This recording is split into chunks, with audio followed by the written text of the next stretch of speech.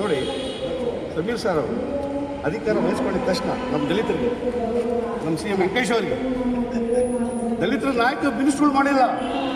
ಹೆಮ್ಮೆಯಿಂದ ಹೇಳ್ಕೊಳ್ತೀವಿ. ಇವು ನಾನು ನಿರ್ದೇಶಕರಾಗಿ ಮಾಡೋದು ಒಳಗಿನ ಅಭಿವೃದ್ಧಿ ಮಾಡಿದ್ವಿ. ಇದು ನಾನು ಭಾರಿ ಹೆಮ್ಮೆಯಿಂದ ಹೇಳ್ತಾ ಇದ್ದೆ ನಾನು. ಯಾಕಂದರೆ ಒಬ್ಬ ಅಲ್ಪಸಂಖ್ಯಾತ ಮಿನಿಸ್ಟ್ರು ಒಬ್ಬ ನಮ್ಮ ನಾಯಕನ ಅವ್ರು ಮಾಡಿದಾರಲ್ಲ, ಯಾವ ದಲಿತರ ಮಂತ್ರಿಗಳು ಮಾಡ್ತಾ ಇಲ್ಲ. ಅಲ್ಪಸಂಖ್ಯಾತ ಮಿನಿಸ್ಟ್ರು ಅವರು ಜಮೀರ್ ಸಾಹೇಬ್ ಅವ್ರಿಗೆ DSS ಇಂದ ಇಡೀ ಜಿಲ್ಲೆ ಎಲ್ಲ ರಾಜ್ಯದಿಂದ ಅವರಿಗೆ ಧನ್ಯವಾದಗಳನ್ನ ಹೇಳ್ತಾ ಇದ್ದೆ. ಜಮೀರ್ ಸಾಹೇಬ್ ಈ ಕಾರ್ಯಕ್ರಮ ಬರ್ತಾರೆ. ಜಮೀರ್ ಸಾಹೇಬ್ಗೆ ನಾವು ಗಂಟೆ ಘೋಷಣೆ ಮಾಡ್ತೀವಿ. ಇನ್ನೂ ಅಧಿಕಾರ ಇನ್ನೂ ಉನ್ನತ ಸ್ಥಾನ ಕಳಿಸ್ಬೇಕಂತ ಆಸೆ ಇದೆ. ಮಾಡೇ ಮಾಡ್ತೀವಿ. ಧ್ವನಿ ಎತ್ತಿ ಅಂತ ಕೇಳ್ಕೊತೀವಿ. Thank you.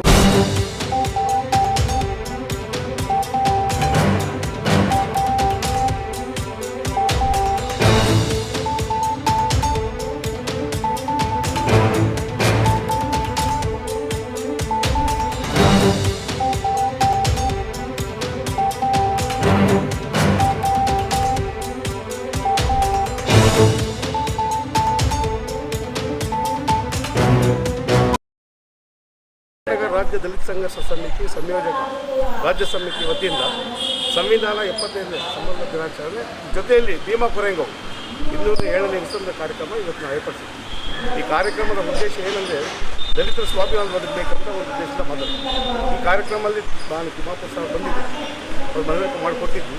ಇನ್ನೂ ಅಸ್ಪೃಶ್ಯತೆ ಜೀವಂತವಾಗಿ ರಾಜ್ಯದಲ್ಲಿ 75 ವರ್ಷ ಸಂವಿಧಾನ ಜಾರಿಯಾಗೋದು ಜೀವಂತವಾಗಿದೆ. ಇದರ ವಿರುದ್ಧವಾಗಿ ಎಲ್ಲ ಜಿಲ್ಲಾ ಮಟ್ಟದಲ್ಲಿ, ತಾಲೂಕು ಮಟ್ಟದಲ್ಲಿ, ಗ್ರಾಮೀಣ ಮಟ್ಟದಲ್ಲಿ ಹೋರಾಟ ಮಾಡಬೇಕು. ರಾಜ್ಯದ ಎಲ್ಲ ಜಿಲ್ಲೆಗಳು ಬಂದಿದ್ದಾರೆ. ಮತ್ತು ಜಮೀರ್ ಸಾಹೇಬ್ ಬರ್ತಾ ಇದ್ದಾರೆ. ಅವ್ರಿಗೂ ಸಹ ಅಧಿವೇಶನ ಕಲ್ತ್ಕೊಂಡು 15 ವರ್ಷ ಬೆಳಗಾಮಲ್ಲಿ ಕುರ್ಚಿ ಗ್ರಾಮದಲ್ಲಿ 15 ವರ್ಷ ಅಧಿವೇಶನ ಕಲ್ತ್ಕೊಂಡು ಮಣ್ಣು ಶೀಟ್ ಮನೆಗಳಲ್ಲಿ ಜೀವನ ಮಾಡ್ತಾರೆ.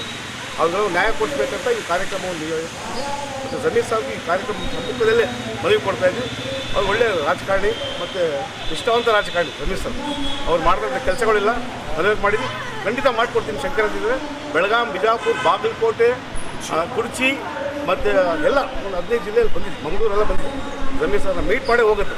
ಅಲ್ಲಿ ತನಕ ಮನವಿ ತೊಗೊಳ್ಳೇಬೇಕಂತ ಹೇಳಿದ್ವಿ. ಖಂಡಿತ ಬರ್ತಾರೆ ಸರ್. ನಮ್ಮ ಸರ್ ಜಮೀರ್ ಸಾಹೇಬರು ಬಂದರೆ ಏನು ನೀವು ಉದ್ದೇಶ ಆಗ್ತೀರಾ ಸರ್? ನಮ್ಮ ಉದ್ದೇಶ ಬೆಳಗಾಂ ಜಿಲ್ಲೆಯಲ್ಲಿ ಎಲ್ಲ ತಾಲೂಕುಗಳಲ್ಲಿ ಈ ಕೃಷ್ಣಾ ಮೇಲ್ದಂಡೆ ಯೋಜನೆ ರವ ಬಿತ್ತೆಲ್ಲ ಮನೆಗಳು ಕಲ್ತ್ಕೊಂಡಿದ್ವಿ. ಸುಮಾರು 2000 ಜನ ಮನೆ ಕಲ್ತ್ಕೊಂಡಿದ್ವಿ.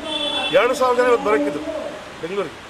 ಏನಾಗಿದೆ, ಮೂಲ ದಲಿತ ಸಂಘರ್ಷ ಸಮಿತಿ ಹಳ್ಳಿಗಳ ಕಡೆ ಹೋಗ್ತಾಯಿಲ್ಲ, ಯಾರು ಸಿಟಿಗಳಲ್ಲೇ ನೋಡ್ತಾ ಇದ್ವಿ. ನಾವು ಹಳ್ಳಿ ತಿರುಗಾಡಿದ್ವಿ. ಜನಗಳು ಕಷ್ಟ ಸುಖಗಳು ಹಳ್ಳಿಗಳು ನೋಡಬೇಕು. ಒಂದು ಎರಡನೇದು ಕನ್ನಡ ಸಾಯ್ತಾ ಇದೆ. ಇನ್ನು ಹಳ್ಳಿಗಳ ಕಡೆ ಕನ್ನಡ ಅಭಿವೃದ್ಧಿ ಆಗ್ತದೆ. ಬಾರ್ಡ್ರ್ ಕಡೆ ಬೆಳಗಾಂ ಬಾರ್ಡ್ರ್ ಆಗಿರಲಿ, ಆಂಧ್ರ ಬಾರ್ಡ್ರ್ ಕಡೆ ಇನ್ನೂ ಗಂಟೆ ಕನ್ನಡ ಡೆವಲಪ್ಮೆಂಟ್ ಆಗ್ತದೆ. ಈ ಕನ್ನಡ ಚಳವಳಿ, ದಲಿತ ಚಳವಳಿ, ರೈತ ಚಳವಳಿ 382ರಲ್ಲಿ ಒಂದಾಗಿದ್ವಿ. ಈಗ ಡಿವೈಡ್ ಆಗಿಬಿಟ್ಟಿದ್ವಿ. ಮತ್ತೆ ನಾವೆಲ್ಲ ಒಂದಾಗ್ಬಿಟ್ಟು ಒಂದೇ ಚಳವಳಿ ಮುಖಾಂತರ ಈ ರಾಜ್ಯದ ಸಮಸ್ಯೆಗಳನ್ನ ಬಗೆಹರಿಸಬೇಕಂತ ಮನೆ ಮುಖ್ಯಮಂತ್ರಿಗಳು ನಿಮ್ಮ ಮೀಡಿಯಾ ಮುಖಾಂತರ ನಾವು ಕೇಳ್ಕೊಳ್ತಾ ಇದ್ದೀವಿ. ಸರ್ ಏನೊಂದು ಈಗ ಮಶಾಣ ಇರ್ಬೋದು, ಶಾಲೆ ಇರ್ಬೋದು, ಇನ್ನೂ ಕೆಲವೊಂದು ಸರ್ ಮಶಾಣ ಏನಾಯಿತು, ಸರ್ಕಾರ ಮಾಡಿದಂಥ ಒಂದು ವಿಚಾರ. ಮೊದಲು ಎಲ್ಲ ಜನಗೊಂದು ಮಶಾಣ ಇತ್ತು. ಈಗ ದಲಿತರಿಗೊಂದು ಮಶಾಣ, ಬ್ರಾಹ್ಮಣರಿಗೊಂದು ಮಶಾಣ, ಲಿಂಗಾಯತರಿಗೊಂದು ಮಶಾಣ, ದಲಿತರಲ್ಲಿ ನೂರ ಒಂದು ಕ್ಯಾಸ್ಟ್. ಹಂಗೆ ನೋಡೋಕೆ ನೂರ ಒಂದು ಕ್ಯಾಸ್ಟ್ ಸಪ್ರೇಟ್ ಮಶಾಣ ಮಾಡಬೇಕಾಯ್ತು. ಈಗ ಹಾಸ್ಟೆಲ್ ಡಿವೈಡ್ ಮಾಡಬೇಕು.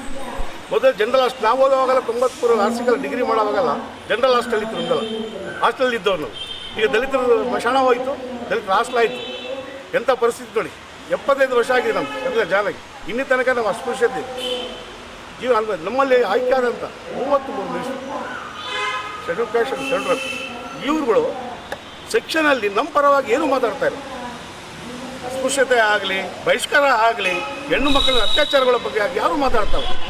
ಬಾಬಾ ಸಾಹೇಬ್ ಅಂಬೇಡ್ಕರ್ ಬಗ್ಗೆ ಕೇಂದ್ರ ಸಚಿವರಾದ ಅಮಿತ್ ಶಾ ಅವ್ರಿಗೆ ಯಾವಾಗ ಗೊತ್ತಾಯ್ತು ಗೊತ್ತಾ? ಅವ್ರು ಯಾವಾಗ ರೌಡಿ ಲಿಸ್ಟ್ ಆದ್ರಲ್ಲ, ಮತ್ತು ಗಡಿ ಬರೋ ಗೊತ್ತಾಯ್ತು. ಸಂವಿಧಾನ ಇಷ್ಟು ಡೇಂಜರ್ ಇದೆಯಪ್ಪ. ಮೊನ್ನೆ ಅವ್ರು ಪಾರ್ಲಿಮೆಂಟಲ್ಲಿ ಹೇಳ್ತಾನೆ ಅಂಬೇಡ್ಕರ್ ಅಂಬೇಡ್ಕರ್ ಅಂಬೇಡ್ಕರ್. ಅದು ಹೇಳೋದು ದೇವ್ರ ವಿಷಯದಲ್ಲಿ ಇದಕ್ಕೆ ಹೋಗ್ತಿದ್ದೆ. ಅಯೋಗ್ಯ, ನೀನು ಇವತ್ತು ಹೋಮ್ ಮಿನಿಸ್ಟರ್ ಆಗಿದೆ, ಸಂವಿಧಾನನೇ ಕಾಣೋದು. ಇದೇ ಸಂವಿಧಾನ ಕಾರಣ. ನೀನು ನರೇಂದ್ರ ಮೋದಿ ಹೇಳ್ತಾರೆ ನಾನು ಟೀ ಮಾಡ್ತಾ ಇದ್ದೆ, ಪ್ರೈಮ್ ಮಿನಿಸ್ಟರ್ ಆಗಿದೆ. ಏನಕ್ಕೆ ಹೇಳ್ತಾರೆ? ಏನಕ್ಕೆ ಹೇಳ್ತಾರೆ? ಇದೆಲ್ಲ ಗೊತ್ತು. ಸಂವಿಧಾನ ಬಗ್ಗೆ ಎಲ್ಲರಿಗೂ ಗೊತ್ತಿದೆ. ಈ ಜಾತ್ಯತೀತ ಸಂವಿಧಾನ ಇವುಗಳೆಲ್ಲ ಬಂದು ಇವತ್ತು ಪಾರ್ಲಿಮೆಂಟ್ ಓಪನ್ ಮಾಡಿ ಬಾಬಾ ಸಾಹೇಬ್ ಅಂಬೇಡ್ಕರ್ ಅವಮಾನ ಮಾಡ್ತಾರೆ. ಇದೊಂದು ದೊಡ್ಡ ಮಟ್ಟ ಎಲ್ಲ ಜಿಲ್ಲೆಯಲ್ಲಿ ಧರಣಿ ಮಾಡಿದ್ವಿ. ಅಮಿತ್ ಶಾಗೆ ಮುಂದಿನ ದಿನ ತಕ್ಕ ಪಾಠ ನಾವು ಕಳಿಸ್ತಾ ಇದ್ವಿ. ಅದೇ ರೀತಿಯಲ್ಲಿ ಕಾಂಗ್ರೆಸ್ ಪಕ್ಷದವರು ಸಹ ಧ್ವನಿ ಎತ್ತಬೇಕಾಗಿದೆ. ಕಾಂಗ್ರೆಸ್ ಪಕ್ಷದಲ್ಲಿರ್ತಕ್ಕಂಥ ದಲಿತ ನಾಯಕರು, ದಲಿತ ಧ್ವನಿ ಯಾರು ಎತ್ತಾ ಇಲ್ಲ. ಕೇಂದ್ರದಲ್ಲಾಗಲಿ ರಾಜ್ಯದಲ್ಲಾಗಲಿ ಯಾರು ಎತ್ತಾ ಇದ್ದಾರೆ? ಯಾರು ಎಸ್ಗಳ ಬಗ್ಗೆ ಯಾರು ಧ್ವನಿ ಎತ್ತಾ ಇಲ್ಲ. ಇವತ್ತು ನಿರ್ಲಕ್ಷ್ಯ ಮಾಡ್ತಾರೆ. ನಾವೇನಂತೀವಿ, ಮತದಾನ ಮಾಡೋಕ್ಕೆ ಮುಂಚೆ ಇವಾಗ ನಮ್ಮವೇ ಅಂತಾರೆ. ಮತ್ತು ಆದ್ಮೇಲೆ ನೀವು ಯಾರು ಅಂತ ಕೇಳ್ತಾರೆ. ಇಂಥ ಸಚಿವರುಗಳು ನಮ್ಮ ದುರ್ದೈವ ನೋಡಿ. ಭರ್ತಿ ಮೀಸಲಾತಿ ಫೈಟ್ ಮಾಡಬೇಕು, ಇವ್ರಿಗೆ ಅನ್ಯಾಯ ಆದರೆ DSS ಮುಂದೆ ಇರಬೇಕು, ಮಿನಿಸ್ಟ್ರು ಕೊಟ್ಟರೆ ನಾವು ಮುಂದೆ ಇರಬೇಕು, ಕೊಟ್ಟಾದ ನಂತರ ನಾವು ಆಚೆ ಹೋಗ್ಬೇಕು. ಇದು ನಮ್ಮ ಭಾರಿ ಗೌರವ ಆಗ್ತದೆ. ನಮ್ಮ ಮಾಧ್ಯಮದ ಮುಖಾಂತರ ಈ ರಾಜ್ಯ ಸರ್ಕಾರ ಕೇಳ್ತಾ ಇದ್ದೀವಿ.